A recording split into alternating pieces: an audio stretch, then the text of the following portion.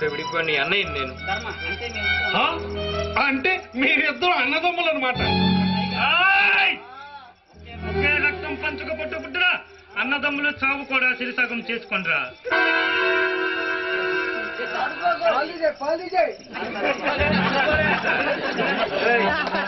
నా తమ్ముని చంపావు.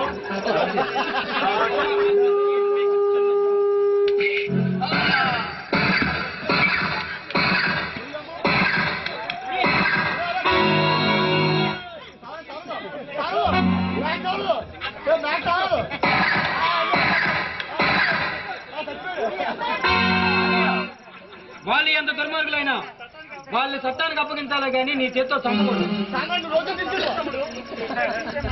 అశోక్ పాపం మా నాన్న.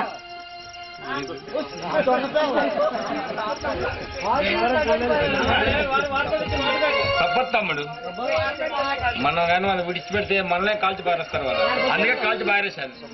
నేరం చేస్తున్నప్పుడు పట్టుకోని చెప్పాను నీకు. ఇప్పుడు నేరం చేస్తున్నప్పుడు నీకు దొరికిపోయాను. ఇప్పుడు నన్ను అరెస్ట్ చేయి. అశోక్ నీ కోరిక నెరవేర్చు. అదే పేరుతో అశోక్ మా నాన్న అడ్డు లేకపోతే పెళ్లి చేసుకుంటాడు అన్నావు కదా. మా నాన్న చచ్చిపోయాడు.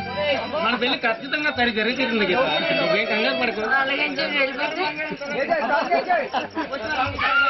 సింగారం బంగారం